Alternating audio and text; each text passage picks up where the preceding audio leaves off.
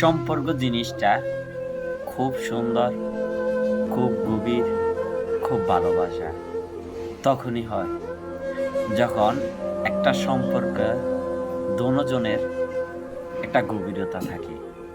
সম্পর্কটা তখনই সবথেকে বেশি খারাপ হয় যখন একজনের সাথে আরেকজনের মিসিং খায় না, যখন একজনের সাথে আরেকজনের দূরত্ব বেড়ে যায়। তো সম্পর্ক জিনিসটাকে যত সুন্দর করে আগিয়ে রাখতে পারবেন তত সুন্দর হবে।